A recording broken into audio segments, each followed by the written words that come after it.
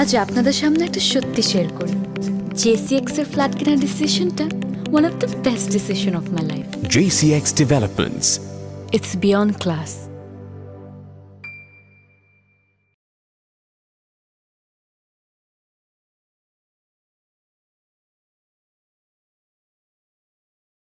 স্পেন্ডু স্পেন্ডু আরে কি হলো? আরে চায়ের জন্য অপেক্ষা করতে করতে আমার তো অফিস আজকে দেরি হয়ে যাচ্ছে মিসেস স্পেন্ডু। কি সব অদ্ভুত নামে ডাকাডাকি করো বলো তো? শ্যামা, টুনটুনি, কাকাতুয়া, তাও ভালো। এই স্পেন্ডল নামটা তোমার খুব পছন্দ হচ্ছে না, তাই তো? না, হচ্ছে না। কিন্তু পাখিটাকে দেখলে তোমার কিন্তু খুবই পছন্দ হবে।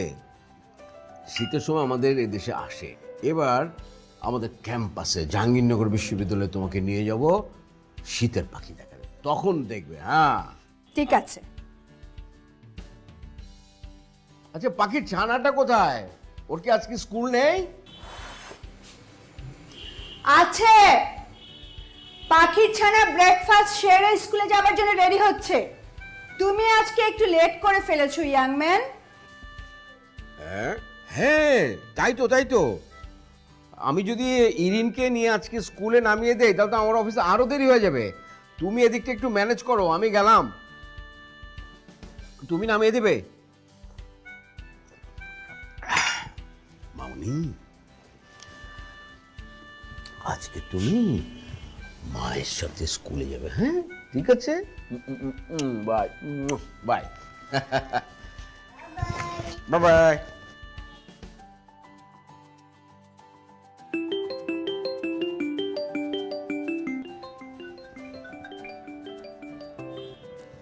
হ্যাঁ হ্যালো, আপনি আমাকে স্যার বলছেন কেন? আমি, তুমি কে? কে ফোন দিয়েছে? নবনী।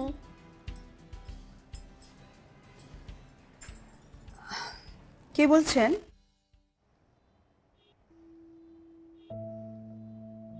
ও, আপনি ইমতিয়াজের অফিসে কাজ করেন?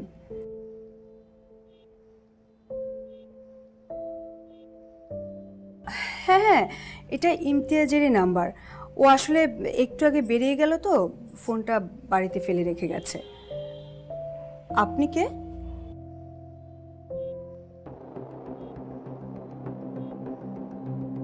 ইয়ে, মা, এমনি চিনল? তোমার বাবা ভুল করে ফোনটা ফেলে রেখে গেছে।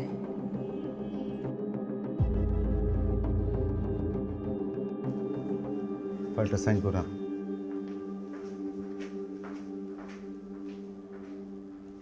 এত অল্পতে হতাশ হয়ে গেলে তো চলবে না।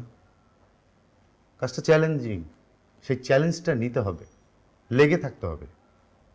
আমার বিশ্বাস তুমি পারবে।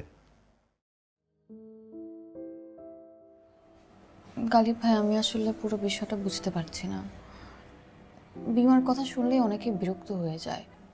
এই যে এক ভদ্রলোক, আমি তার অফিসে গেলাম, সে আমার সাথে নানান ধরনের গল্প গুজব করলো, কিন্তু যখনই আমি বিমা স্কিম নিয়ে কথা বলতে গেলাম সে কথা ঘুরিয়ে ফেললো, অজুহাত দেওয়া শুরু করলো, নানান অজুহাত দেয়। আসলে ব্যাপারটা কি শোনো, বীমা সম্পর্কে সাধারণ মানুষের একটা ভুল ধারণা আছে। প্রথমেই সেই ভুল ধারণা ভেঙে দিতে হবে। আমাদের স্কিমগুলো সম্পর্কে পরে বলবে, ক্লায়েন্টের লাভ ক্ষতির বিষয়টা আস্তে আস্তে বোঝাবে। তোমার মতো স্মার্ট একটা মেয়ে, আমার তো ধারণা ছিল অন্য কারো চাইতে তুমি কাজটা অনেক সহজে করতে পারবে।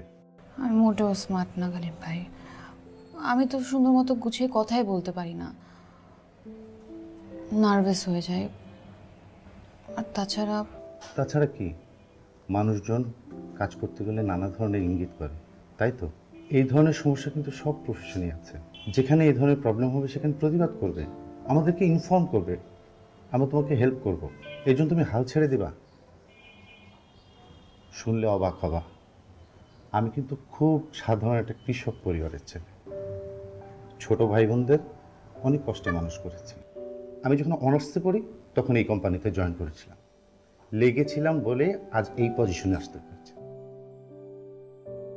কষ্ট না করলে কি কেষ্ট মেলে? মেলে না। সো চিয়ারা, তুমি পারবে, নিজের উপর আস্থা রাখো। Try to give your best effort. আর টার্গেট মাথায় নিয়ে কাজ করার কোনো দরকার নেই। চেষ্টাটা চালিয়ে যাও, তাহলেই হবে। আমি তো আছি। থ্যাংক ইউ গালিব ভাই। তোমার যদি কোথাও কোনো প্রবলেম হয় আমাকে ইনফর্ম করবে। Be concentrate on your job.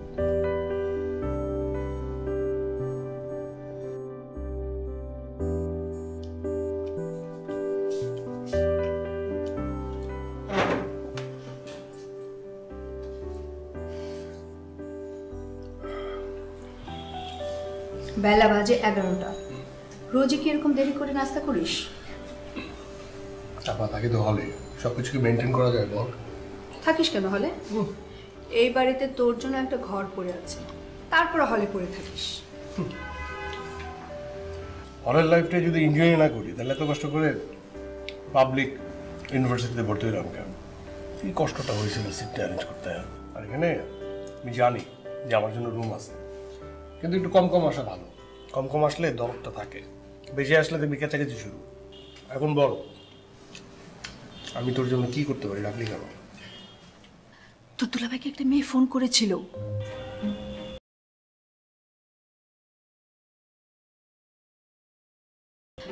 তোর দুলাভাই আজকে ভুলে ফোনটা বাসায় ফেলে রেখে চলে গেছে। তারপর মেয়েটা ফোন করছে।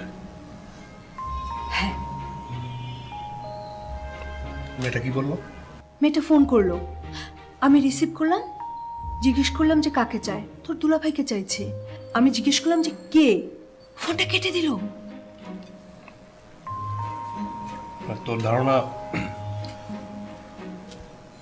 দুলাভাই এই বয়সে ওই মেয়েটার সাথে সম্পর্কে জড়াচ্ছে? ওই মেয়েটা তোর দুলাভাইয়ের নাম ধরে ডাকলো। আমি কি করবো? তুই কি করবি মানে? ওই মেয়েটার আসল পরিচয় বের করতে হবে। তোর দুলাভাইয়ের সাথে কি সম্পর্ক সেটা জানতে হবে।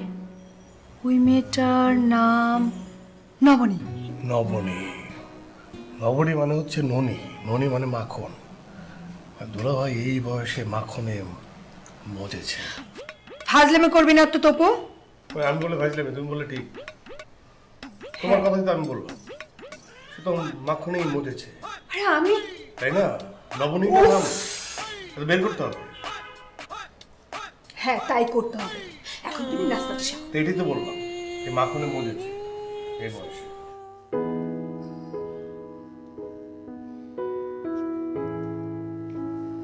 স্যার, আমি আসলে বেশ কিছুদিন ধরেই আপনাকে বিরক্ত করছি। স্যার, আপনি যদি স্কিমগুলোর ব্যাপারে একটু শুনতেন স্যার। শুনবো শুনবো শুনবো। আরে অত ব্যস্ত হবার তো কিছু নেই। তুমি কি নেবে, চা না কফি? না না স্যার, আমি চা কফি কিছুই নেব না। স্যার, আমি যেটা বলতে চাচ্ছিলাম, বীমা নিয়ে মানুষের কিন্তু ভুল ধারণা আছে।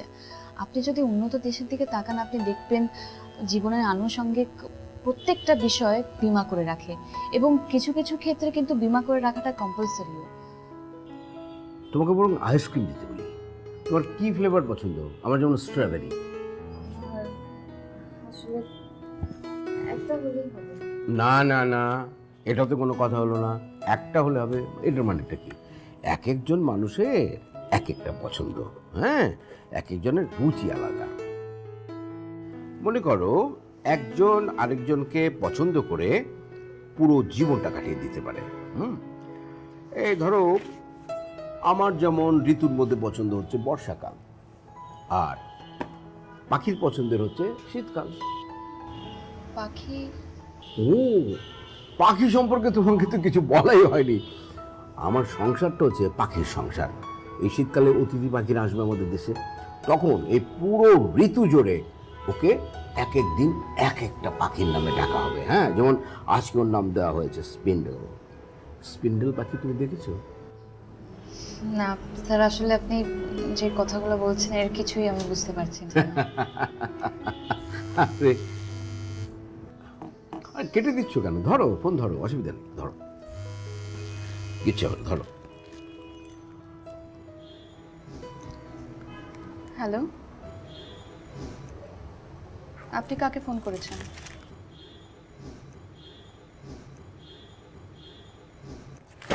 আপনি জানেন না আপনি কাকে ফোন করেছেন? শুধু শুধু মানুষকে ফোন করে বিরক্ত করবেন না। Anything wrong? না না না স্যার, ওই যে একটা আননোন নাম্বার শুধু শুধু ফোন করে বিরক্ত স্যার, যেটা বলছিলাম না, আপনি বলছিলেন। হ্যাঁ, তো পাখির কথা তো, মানে এক ধরো তো ফোনটা, ধরো তো তুমি। স্যার আননোন নাম্বার তো। তোমার ফোনটা আমাকে দাও। দাও, আপনাকে কিচ্ছু হবে না, তুমি দাও না, আমাকে দাও। বিরক্ত করছে তো, দাও। এই এই ছেলে, এই অকারণে তুমি মেয়েদেরকে বিরক্ত করো কেন? হ্যাঁ হ্যাঁ, বাবা মা তোমাকে কোনো কিছু শেখায়নি? হ্যাঁ, এটা কি, এটা কোন ধরনের ভদ্রতা? হ্যাঁ, বেয়াদব ছেলে কোথাকার। তুমি একটা উল্লুক, একটা পাঠা, একটা গাধা, একটা ছাগল, তুমি একটা ভেড়া। এটা কি? আর যদি কখনো তুমি এরকম অকারণে বিরক্ত করো, আমি কিন্তু একদম অত্যন্ত কঠোরভাবে তোমার সঙ্গে আমি কথা বলতে বাধ্য, আমি বলে দিলাম তোমাকে। আর কখনো তুমি ফোন করবে না, ঠিক আছে? হ্যাঁ, রাখো ফোন রাখো। হ্যাঁ, দিলাম, আচ্ছা করে বুকে দিলাম, আর কখনো তোমাকে ফোন করবে না। হ্যাঁ, স্যার এগুলো আপনার বকা? আরো কঠিন কিছু বলা উচিত ছিল নাকি? না না ঠিক আছে স্যার। একদম, এখন তুমি একেবারে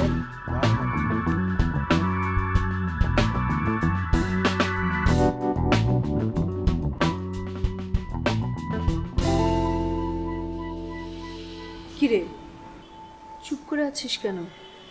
কি বললো মেয়েটা?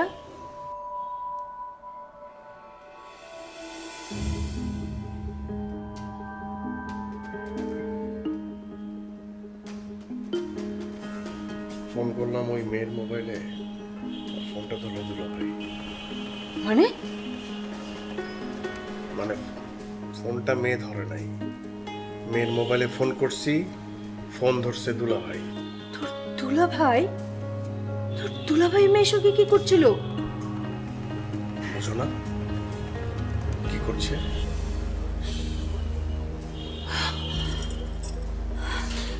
আমি আগেই সন্দেহ করেছিলাম। ছি ছি ছি ছি ছি। আমি আমি এক্ষুনি তোর দুলাভাইয়ের অফিসে যাব, যে ওই মেয়েটাকে ধরবো। ঠান্ডা করো মাথা, মাথা ঠান্ডা করো। কোন কিন্তু এসব বিষয়ে আপা, আর তুই যদি মাথা গরম করিস, এতে হিতে বিপরীত হতে পারে, আমি তোরে বলে দিচ্ছি। তুই মাথা গরম করে ওখানে যাবি, সিন ক্রিয়েট হবে, মানে এমন কোনো কিছু করা যাবে না যে তোকে দেখে মানুষ হাসাহাসি করে। তখন এই রহস্যের গল্পটা সরস গল্প হয়ে যাবে। জানিস না দুলাভাই, আমাকেই করতে হবে যা করার। কি করতে হবে?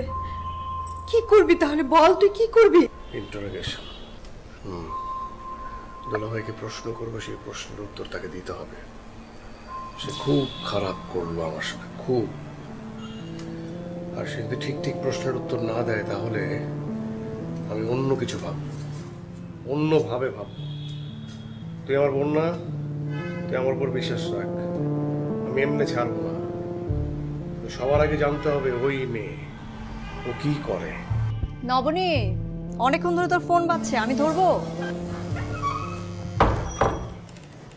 কে? আনো নাম্বার। এটা তো ওই নাম্বার।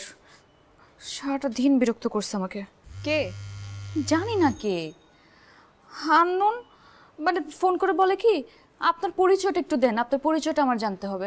আরে বেটা, তুই ফোন করছিস, তুই বল তুই কে। ইন্টারেস্টিং। ইন্টারেস্টিং এর কি দেখলি এখানে? এরকম ফেসবুকের যুগে আজকাল কেউ এরকম করে না। তুই একবার কথা বলেই দেখ না, আসলে সে কি জানতে চায়। এই যে আবার ফোন দিছে। এই এই যে আননোন নাম্বারগুলো ব্লক করে কিভাবে? নাম্বার ব্লক করে কি হবে? যে কল দেওয়ার সে অন্য নাম্বার থেকে আবার কল দিবে। কি জ্বালা, ফোন দিয়েই যাচ্ছে। আচ্ছা আচ্ছা, কাটিস না, আমাকে দে। কি বলবি? কে বলছেন? দেখুন দেখুন, আমি আমি আপনাকে, আমার কথা শুনুন। আপনার পরিচয়টা জানা আমার খুব দরকার। আপনি আমার সঙ্গে কোঅপারেট করুন, বারবার ফোন কেটে দিবেন না। আমার পরিচয় জানতে চাস তো? আমাকে তুই চিনিস না? না চিনি বারবার ফোন করে যাচ্ছিস। আরে গাধা, আমি তোর ঘষেটি খালা। এবার চিনতে পারছিস? বেয়াদব ছেলে। এই, আপনি বেয়াদবের মতো কথা বলবেন না। আমি আপনার সঙ্গে সিরিয়াস বিষয়ে কথা বলছি। আপনার পরিচয় জানা আমার খুব দরকার। আপনি আমাকে বলেন যে আপনি ইমতিয়াজ নামে কাউকে চেনেন? একদম কথা পেঁচাবি না, হারাম যা। ফোন রাখ। আর একবার যদি ফোন করছিস না, তাহলে তোর খবরই আছে। আর তোকে যদি আমি সামনে পাইতাম, থাপড়ে এত দাঁত ফালাই দিতাম। রাইট। এত কিছু বলার তো দরকার ছিল না, এখন আরো জ্বালাবে। কেমন দিলাম বল? আমার মনে হয় না আর ফোন করবে। তবে যাই বল, ছেলেটার ভয়েস কিন্তু অনেক সুন্দর। তুই চাইলে কথা বলতে পারতি। বড় লোকও তো হতে পারে। এরকম ক্রস কানেকশন থেকে ঘুটে কোরআনের কপালে রাজকুমার জোটার অনেক হিস্ট্রি আছে। রূপা, জীবনটা রূপকথ অনেক কঠিন, বুঝলি?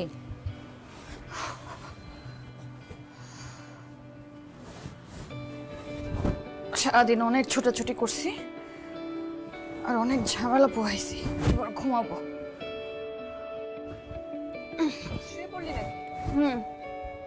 অনেক টায়ার্ড আমি।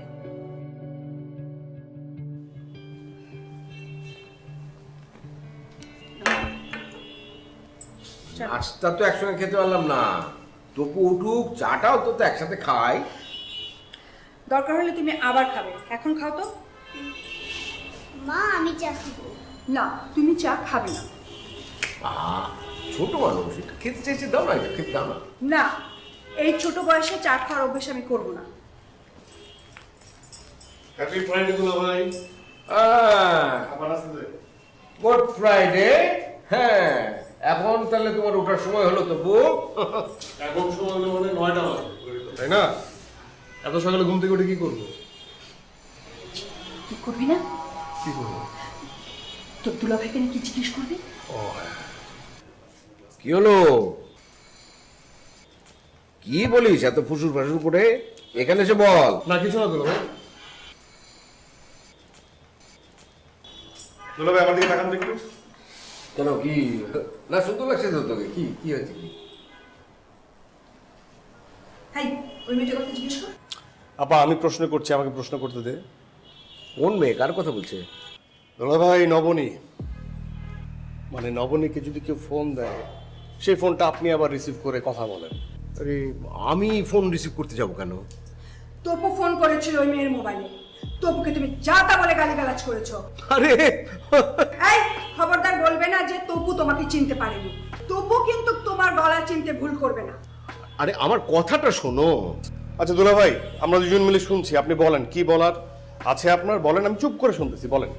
ওই মেয়েটা একটা ইন্স্যুরেন্স কোম্পানিতে কাজ করে। হ্যাঁ, তো আমার কাছে ও আসে একটা লাইফ ইন্স্যুরেন্সের পলিসি খুলবার জন্যে। তো অফিসে আসে, 2-1 দিন বাদেই আসে আসে আসে অফিসে। আগে বলো তুমি কেন ওই মেয়ের ফোন রিসিভ করেছো? আরে মানে ওই মেয়েটা তখন আমার সামনে ছিল। ও বলল যে কি একটা ছেলে নাকি ওকে অকারণে আজে বাজে কথা বলে বিরক্ত করে সবসময়। তো আমি বললাম যে দেখি ফোনটা দেখি। তো ওই ছেলেটা যে আমার এই মহামান্য শালক তপু খান ছিল, সেটা তো আর আমি তখন বুঝতে পারিনি না। তপু, আমি কিন্তু ওর কথা একদম বিশ্বাস করছি না। ঠিক আছে। আরে এখানে বিশ্বাস অবিশ্বাসের কি আছে? দেখতো তপু, দেখতো দেখ। না না ঠিক আছে দুলাভাই, সব ঠিক আছে। একটা মেয়ে যে আপনার অফিসে এসে বসে থাকে বিমা করানোর জন্য, যাকে আপনি চেনেন না ওইভাবে, সেই মেয়ে আবার আপনার কাছে কমপ্লেন দিয়েছে একটা ছেলে তাকে জ্বালায়, সেজন্য তার ফোন আপনি রিসিভ করে সেই ছেলেটাকে গালিগালাজ করেছেন কাকতালীয়ভাবে, সেটাই আমি। ঠিক আছে, সবই বুঝতে পারছি। আপনি বুঝতে পারছিস তো? না তাহলে দুলাভাই একটা কাজ করেন, আপনি ওই মেয়েটাকে ফোন দেন, ফোন দিয়ে বলেন যে আপনি তার কাছে বিমা করাতে চান, তাকে বাসায় আসতে বলেন।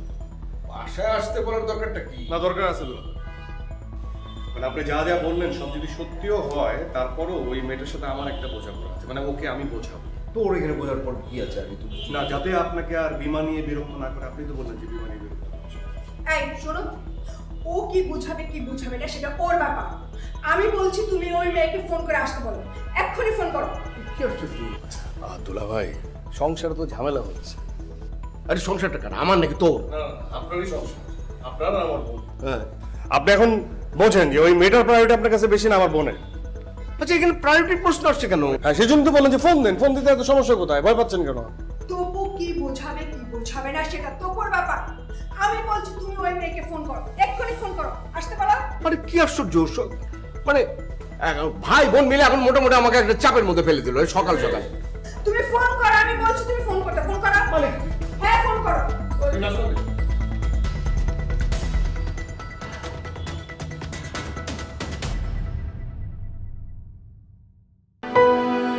The futuristic and fabulous wellness clinic of European Villa.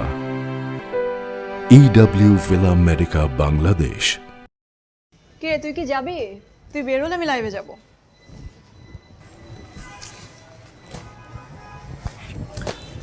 তো এইভাবে একজনের বাসায় যাওয়া কি ঠিক হবে? কেন? লোকটা কি খবিস? না, এমনিতে ভদ্রই তো মনে হয়, কিন্তু অফিসে যেই কয়বার গেছি তখন মানে বিমার কথা না বলে সে কি খাবো না খাবো, চা, আইসক্রিম, কফি এসব নিয়ে কথা বলতে থাকে। স্কিমের কথা বললেই কথা ঘুরায় ফেলে। কিন্তু এমনিতে এমনিতে ভদ্রই মনে হয়েছে আমার। তাহলে বাদ দে, যেতে হবে না। বাদ দিব না, ভাবছিলাম অফিসে উনি যদি করে তাহলে উনার দেখা দেখি তো আরো কয়েকজনও করতো।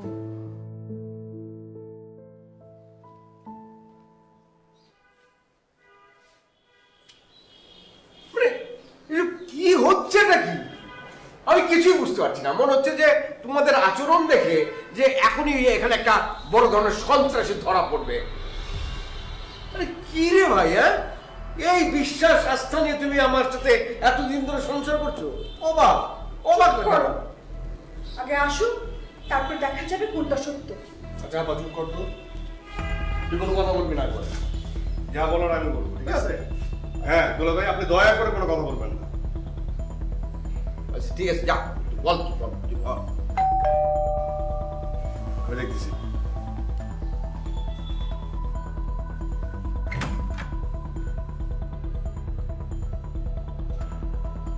আপনি নবনী? জি। আচ্ছা, আসুন ভিতরে আসুন।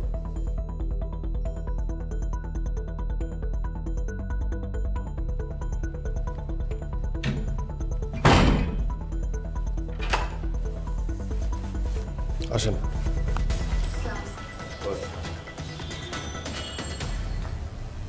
এই ভদ্রলোককে আপনি চেনেন? জি। এই ভদ্রলোকের সাথে আপনার সম্পর্ক কি? কি? কি বোঝেন নাই? এই ভদ্রলোকের সাথে আপনার সম্পর্ক কি? প্রতিদিন ফোন দেন, অফিসে যান, কেন যান?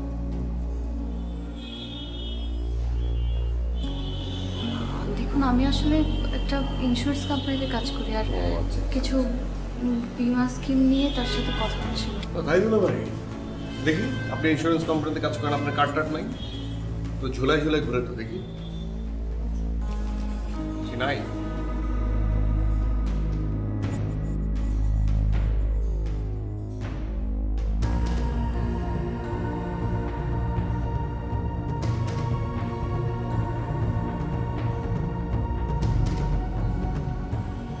সত্য বানানো যায়।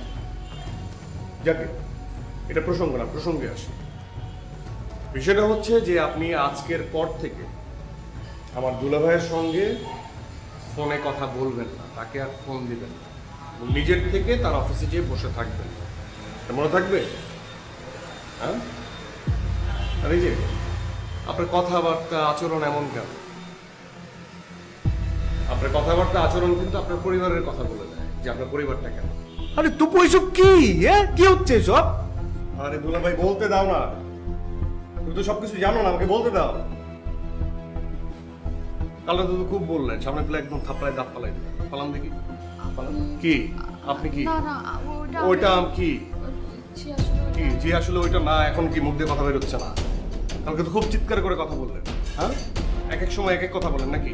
আপনাদের কাজটাই এমন, এক একজনের সাথে এক একভাবে কথা বলতে হয় নাকি? কাজের জন্য সবকিছু করে ফেলতে পারে। আমার চোখে আপনি একটা রাস্তার মেয়ে, আপনার পরিবার আপনাকে রাস্তায় নামাই দিল, আপনি পরিবারের কথা চিন্তা করলেন না? হ্যাঁ, জানেন আপনি রাস্তার মেয়ে? ও মা, তুমি অভিনয়ও জানেন, অভিনয় করতেছেন কেন? এসব অভিনয় করে লাভ নাই। একটা কথা বলি, সেটা হচ্ছে আজকের পর থেকে দুলা ভাইয়ের সাথে কোনো যোগাযোগ রাখবেন না, আর নিজের থেকে কখনোই তার অফিসে যাবেন না, মনে থাকবে? এই তো বই, এই সমস্ত কি হচ্ছে? কি বলছো এগুলো? হ্যাঁ কি বলছিস? এই নবনী আসো তো। কি ভাববে মেয়েটা? কি ভাববে দুলা ভাই? আপনি জানেন সবকিছু? আপনি জানেন না সবকিছু? আপনি তো সরল, আপনি বোঝেন না। খুব চালু মেয়ে, খুব চালু। এখানে প্রিটেন্ড করতেছে সে। তার যে আচরণ, কালকে যখন আমি ফোনে কথা বলছি, ও মা কি ভাষা! এটা হচ্ছে চালু মা, এটা জাল বুনে। সেই জালে ফাঁসতেছেন আপনি। কি বলে এই সমস্ত? আমি তোর কাছ থেকে এগুলো আশা করি নাই। কি মাথায় কিছু আছে নাকি? আমি আশ্চর্য কাদের সাথে কি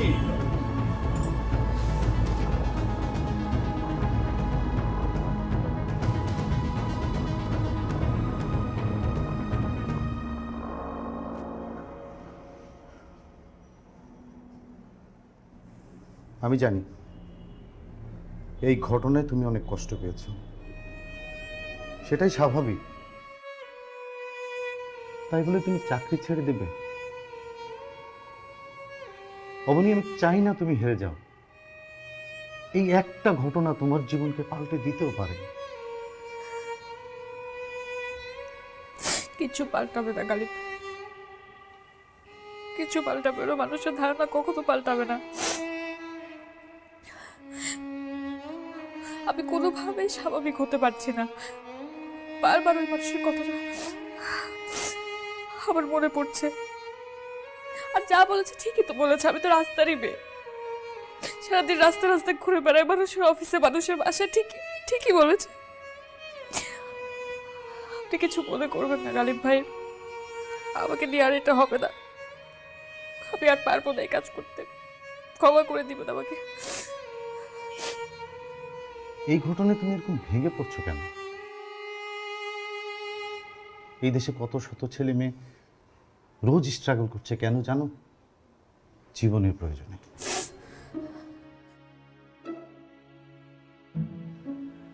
এই ঘটনাকে তুমি যদি তোমার জেদ হিসেবে নিতে পারো, চ্যালেঞ্জ হিসেবে নিতে পারো, তাহলে এটা তোমার জীবনে একটা মোটিভেশন হতেও পারে।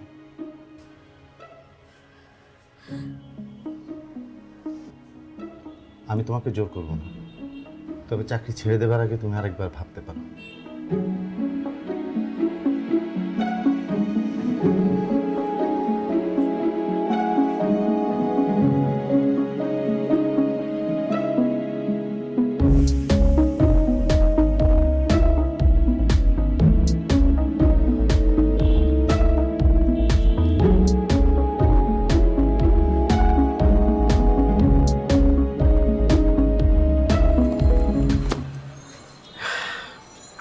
নো। হ্যাপি? স্যার, একটা প্রশ্ন করি। স্যার, গতকালকের ঘটনার পর আপনি কি আমার উপর করুণা করলেন?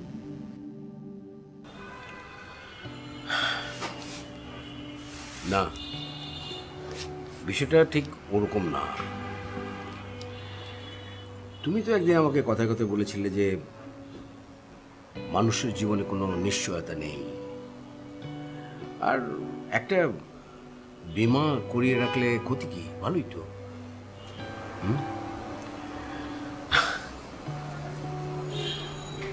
তাছাড়া আমার একটা ছোট বোন ছিল। ওর বয়স যখন 7 বছর, তখনও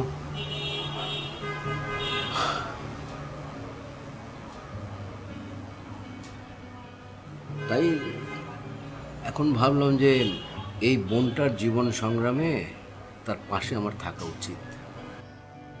thank you so much sir. Sir, আমি তাহলে আসি। আপনাকে আবারও ধন্যবাদ। যাবে? জি sir. Best of lakh.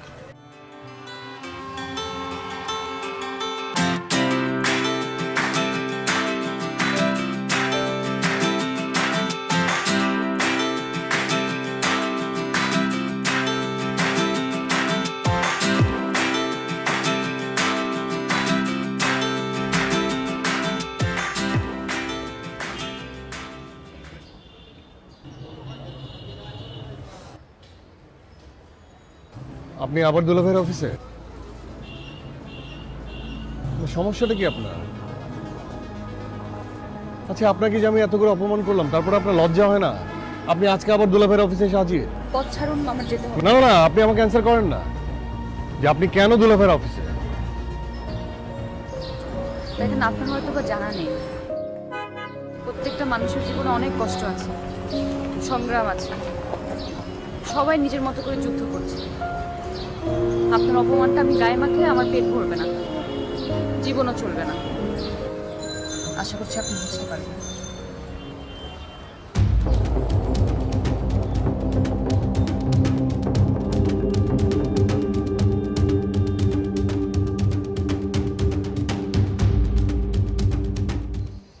Sir আসতে পারি? এসো এসো। Thank you sir.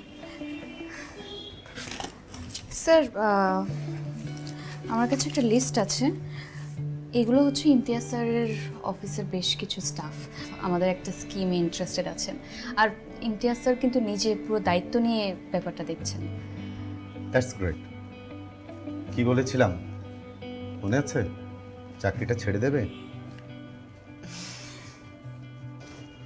তোমার এই হাসিটার দাম কত বলো তো? গালিব ভাই ঠিক বুঝতে পারিনি।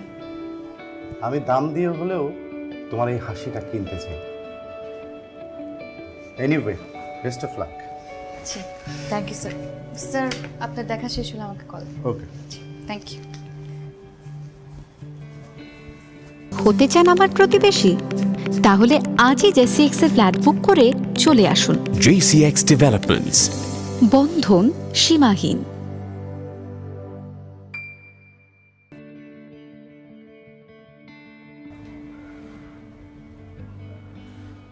মামা, ও মামা, মামা, মামা। হ্যাঁ বল, শুনছি বল। না, তুমি শুনছো না, তুমি জানি কি ভাবছি। আচ্ছা ঠিক আছে, ভাবছিলাম, এখন শুনছি, এখন বল। রবীন্দ্রনাথ কোনোদিন স্কুল যায়নি, এটা কি সত্যি? কে? রবীন্দ্রনাথ। রবীন্দ্রনাথ? এই নাম কোত্থেকে শুনলি? না, রবীন্দ্রনাথ উনি তো ছিলেন জমিদার, এই জন্য সে কখনো স্কুলে যায়নি। স্কুল তার বাড়িতে চলে আসছিল। এটা কিভাবে হয়? এটা হয়, হ্যাঁ। কিরে, শুধু আঁকা আঁকি আর মামার সাথে গল্প করলেই হবে? লেখাপড়া করতে হবে না? মা পড়তে বলেছে তো, তোমার কি আর কোনো কথা নেই? না, কথা নেই। যাও গিয়ে পড়তে বসো, আমি আসছি। যাও।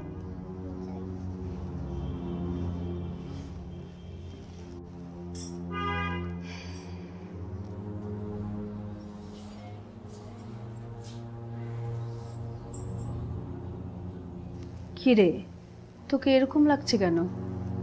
একটু অ্যাবসেন্ট মনে হচ্ছে। না মানে ওই মেয়েটার সাথে দেখা হয়েছিল। কে, নবনী? দুলাভাইয়ের অফিসের সামনে। আজকে আবার দুলাভাইয়ের অফিসে গিয়েছিল। তুই কিন্তু কালকে ওকে খুব অপমান করেছিস, একটু বেশি হয়ে গেছে।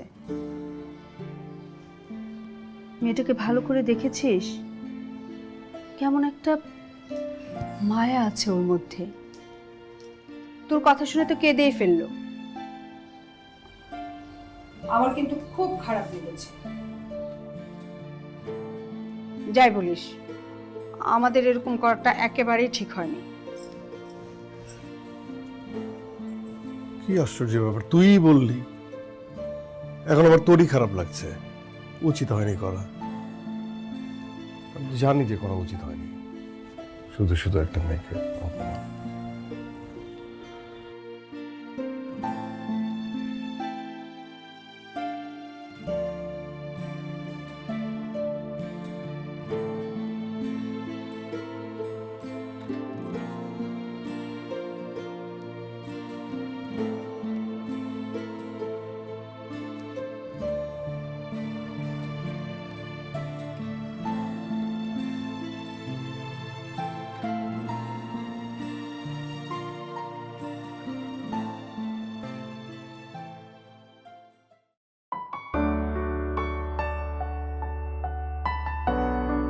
আমার চোখে আপনি একটা রাস্তার মেয়ে, আপনার পরিবার আপনাকে রাস্তায় নামায় দিল। প্রত্যেকটা মানুষের জীবনে অনেক কষ্ট আছে, সবাই নিজের মতো করে যুদ্ধ করছে। আপনার অপমানটা আমি গায়ে মাখলে আমার পেট ভরবে না, জীবনও চলবে না।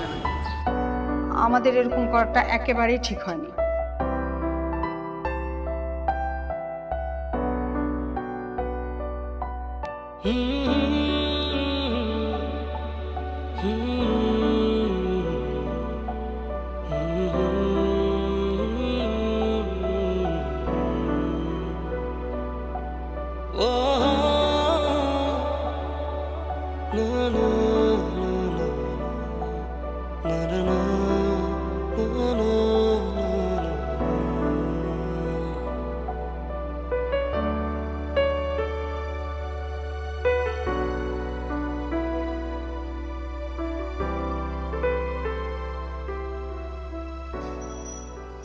নবনী,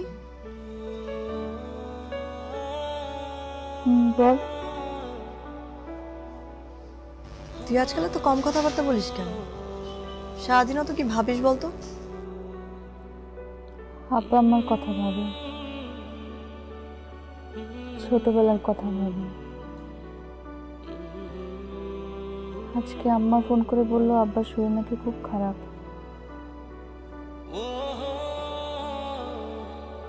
জানিস রূপা, ছোটবেলায় না আমরা ভাই বোনরা আব্বার অফিস থেকে বাড়ি ফেরার অপেক্ষা করতাম, কখন আব্বা ফিরবে, আমাদের জন্য কিছু নিয়ে আসবে।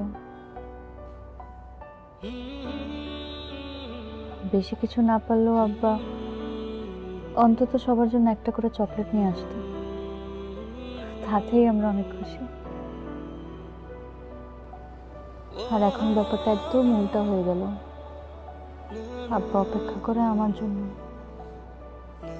কখন একটু টাকা পাঠাবো বাড়িতে, কখন ছুটি নিয়ে নিজে বাড়িতে যাব। জানিস তো, আব্বা আমার জন্য আমি সব করতে রাজি।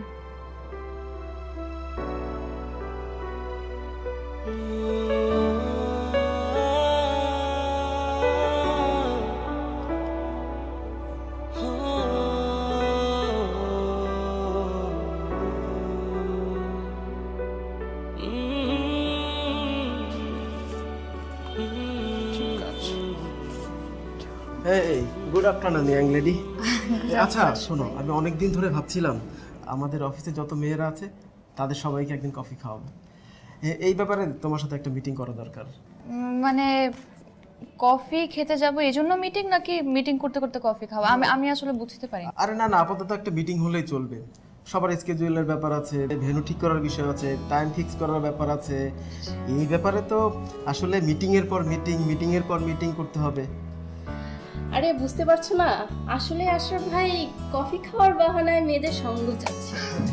কি আমার মনের কথা তো তুমি এভাবে বলতে পারো না, এভাবে হাটে হাড়ি ভাঙলে তো হবে না। আচ্ছা আশরাফ ভাই, না না না, আমি এখন আসলে শুনতে পারবো না, আমার ছোট্ট একটা মিটিং আছে। আপনারা কথা বলতে থাকেন, মিটিংটা ফিক্স করতে থাকেন, কোন দিন কফি খাবো আমি এসে কথা বলছি। আচ্ছা চলো, তোমার সাথে মিটিংটা সেরে নিই, চলো।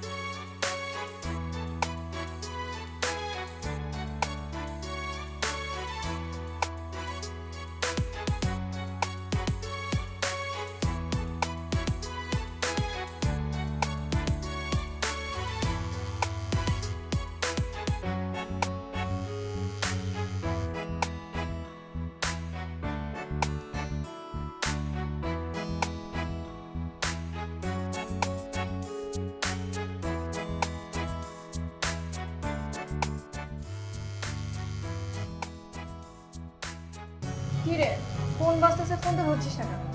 না ধরে সাইলেন্ট করে রাখ।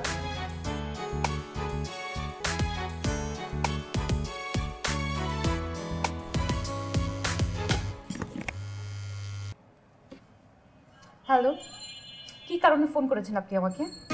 ওই দিন অপমান করে মন ভরে নাই, আরো অপমান করতে চান? ঠিক আছে, করেন, মন ভরে অপমান করেন। আপনার অপমান শোনার জন্য আমি প্রস্তুত আছি। আর কি কিভাবে অপমান করতে পারেন আমি আসলে শুনতে চাই, বলেন।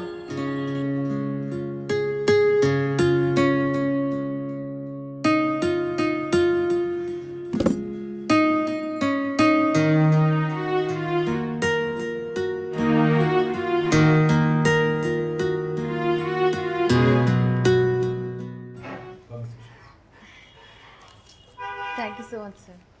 Thank you. নবনী, স্যার, আপনাকে খুঁজছিলাম। প্রমোশন লেটার পেয়েছো? Congratulation. Thank you so much sir. Sir, আপনাকে ছাড়া কিন্তু এটা একদম পসিবল হতো না। আচ্ছা, আমি গালিব স্যারের সাথে একটু কথা বলে আসি, হ্যাঁ, তারপর তোমাকে নিয়ে কফি খেতে যাবো। ওকে, ঠিক আছে স্যার, থ্যাংক ইউ। স্যার এই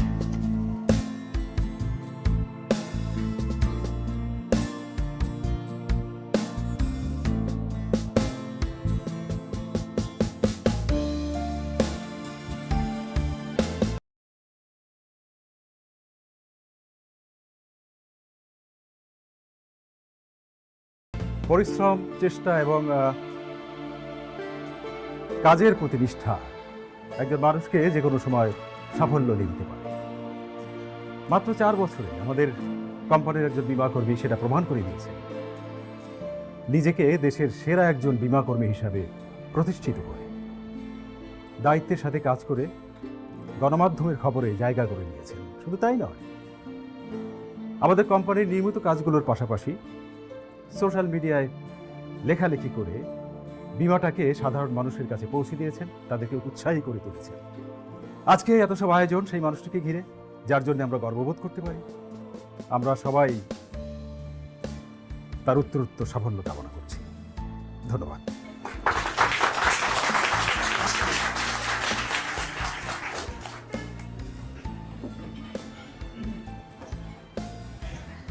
অনুষ্ঠানের এ পর্যায়ে মঞ্চে আমন্ত্রণ জানাচ্ছি বছরের সেরা বীমাকর্মী ইরশাদ শারমিন নবনীকে। আমরা তার কাছ থেকে তার সাফল্যের পিছনের গল্পটা শুনতে চাই।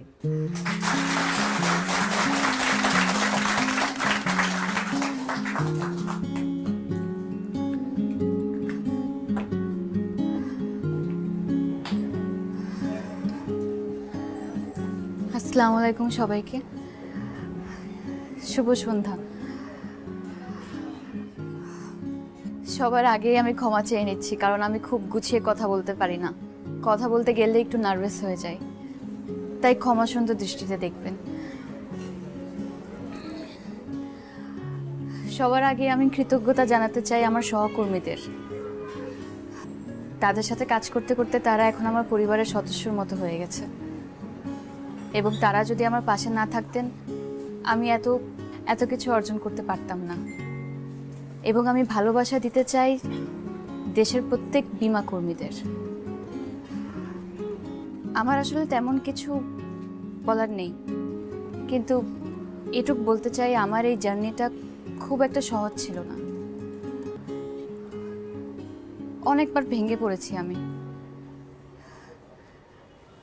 কিন্তু আমাকে আমার সহকর্মীরা সব সময় উৎসাহ দিয়েছেন। যতবার ভেঙে পড়েছি তারা আমার কাঁধে হাত রেখেছেন এবং বলেছেন এই জীবন যুদ্ধটা আমার লড়তে হবে, এগিয়ে যেতে হবে। এবং আমি তাদের কথা রেখেছি, সেই চেষ্টাটাই করেছি, আর আজ আপনাদের সবার সামনে দাঁড়িয়ে আছি। আজকে যেহেতু আপনারা সবাই এখানে আছেন এবং সুযোগটাও আছে, আমি আমার পরিবার নিয়ে একটু বলতে চাই। আমি একজন নিম্ন মধ্যবিত্ত পরিবারের মেয়ে। দরিদ্র হলেও আমার আব্বা স্বপ্ন দেখতে জানতেন। সে খুব কষ্ট করে আমাদেরকে পড়ালেখা করিয়েছেন, স্বপ্ন দেখতে শিখিয়েছেন এবং যুদ্ধ করতেও শিখিয়েছেন। জীবন যুদ্ধে যোগ দিতে যেদিন আমি মফস্বল শহর ছেড়ে ঢাকায় আসি, সেদিন আমার বাবা আমার মাথায় হাত রেখে একটা কথাই বলেছিলেন, যে যুদ্ধ করতে যাচ্ছিস মা, তোকে জিততেই হবে। আজ বাবা নেই এবং তার কথা আবার খুব মনে পড়ছে। হয়তো আজকে এই অবস্থানে আমাকে দেখলে সে অনেক গর্বিত হতেন। আমার আর বেশি কিছু বলার নেই, কিন্তু শেষ করার আগে আমি শুধু একটা কথাই বলবো, আমরা যেন কাউকে কিংবা কোনো কাজকে নিরুৎসাহিত না করি, কাউকে কখনো ছোট না করি, কিংবা ছোট না মনে করি। কাজের প্রতি উৎসাহটাই একটা সফল প্রজন্ম গড়ে দিতে পারে। আপনাদের সবাইকে অনেক ধন্যবাদ। আপনারা সবাই আমার জন্য অনেক অনেক দোয়া করবেন। ধন্যবাদ।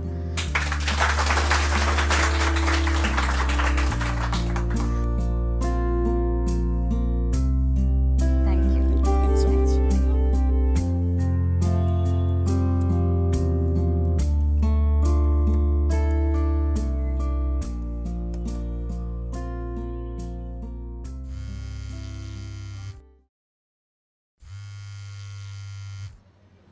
হ্যালো।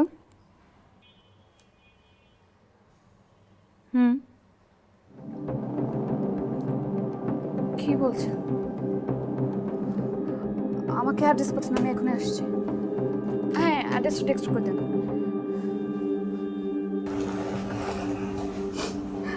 আপা আপা আর কাঁদিস না।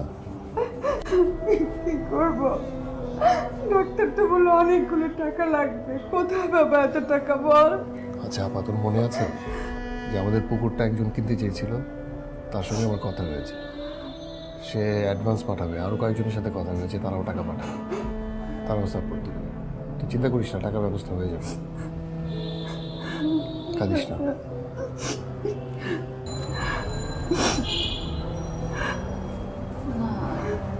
আসলে ওই ইমতিয়াজের অফিস থেকে একজন ফোন করে জানাবো।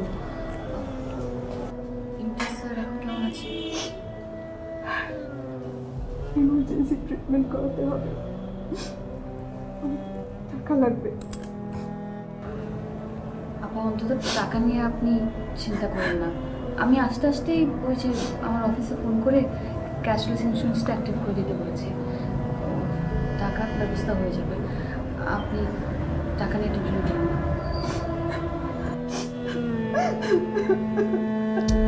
আপা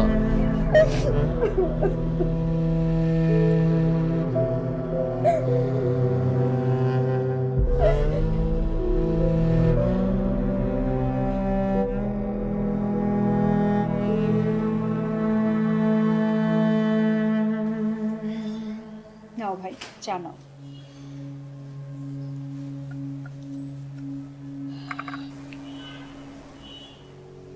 তোমাকে কি বলে যে ধন্যবাদ দিব? তুমি যদি তখন তোমার ভাইকে বীমা করার জন্য না বলতে, তাহলে আপা আপনি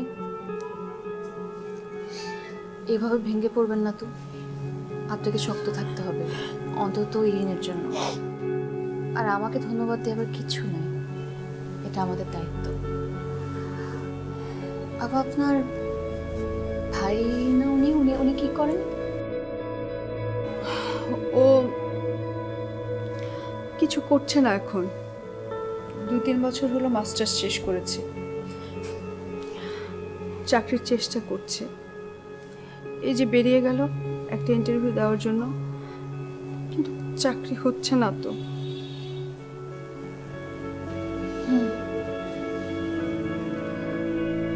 আপা আজকে যে কারণে আপনার কাছে আসা, আসলে দিন তাড়াহুড়ো আপনাকে বলতে পারিনি। ইমতিয়াজ স্যার কিন্তু স্বাস্থ্য বিমার পাশাপাশি ইরিনের জন্য শিক্ষা বিমা করেছিলেন। আগামী 12 বছর আমাদের ইরিন আমাদের কোম্পানি থেকে বৃত্তি পাবে।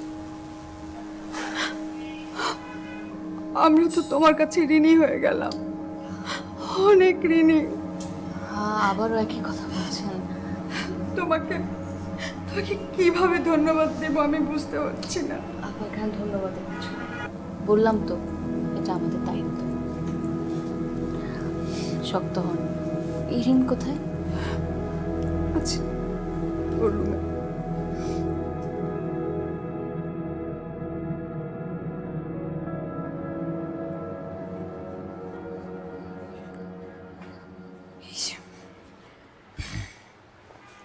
এই ফাইলটা আপনাদের এবং সব কাগজপত্রের মধ্যে আছে।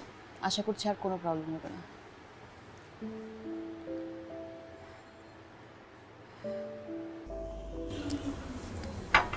আপনি আমাদের জন্য অনেক করলেন। সরি, আপনার সঙ্গে অনেক খারাপ ব্যবহার করেছি। আচ্ছা, আপনি কি প্রতিবার আমার সাথে দেখা হলে সরি বলবেন? সামনে কিন্তু অনেকবার দেখা হবে, প্রতিবারই বলবেন? আমি কি করব বলেন, আপনাকে দেখলে আমার সরি বলতে ইচ্ছা করে। সত্যিই তো খারাপ ব্যবহার করেছিলাম। আমি ভুলে গেছি। ভুলে গেছেন? তবে একটা ঘটনা বলি আপনাকে। বলুন। আপনার ওই দিনের অপমানটা আমার জীবনে খুব দরকার ছিল। আপনি আমাকে যখন অপমান করলেন, ওই দিন আমি ভেবেছিলাম আমি আসলে চাকরিটা ছেড়ে দিই। আপনার কথাগুলো আমি বিশ্বাস করতে শুরু করছিলাম, কিন্তু ওই চাকরিটা ছাড়ি নাই।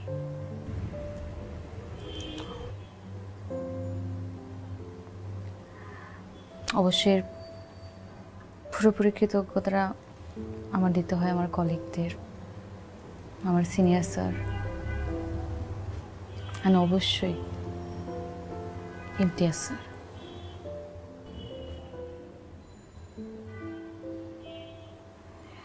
ইমতিয়াজ স্যারের সাথে আমার কিন্তু নিয়মিত যোগাযোগ ছিল। ইনফ্যাক্ট প্রিমিয়ামের জন্য আমি ওনার অফিসে যেতাম। আপা বললেন আপনি এখনো আপনার মন মতো চাকরি নাকি পাননি, খুঁজছেন। হ্যাঁ, আপা এটাও বলে দিয়েছে। একটা- সবই তো জানেন। একটা কথা বলি, জি। কোনো কাজ কিন্তু ছোট না, মানে খুব ছোট থেকেও কিন্তু শুরু করা যায়। এই যে ধরেন আমি কিন্তু এখন ওই রাস্তায় রাস্তায় ঘুরি না, কিংবা দরজায় আমার আন্ডারে কিন্তু এখন অনেকজন কাজ করে না। আমি এমনিই বললাম, খোঁচা দিচ্ছি না। না না না, দিন। এটাই আমি, মানে এটা আমার প্রাপ্য।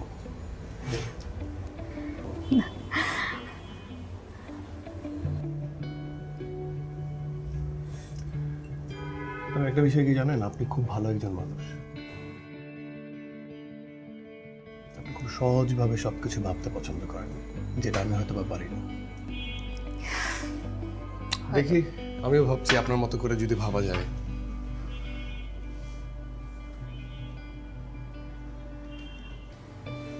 এটা কার ছবি?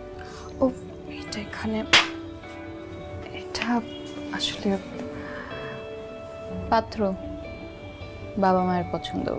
তারা চান আমি বিয়ে করে ফেলি, কিন্তু একটা প্রবলেম, উনি ইউএসএ থাকেন।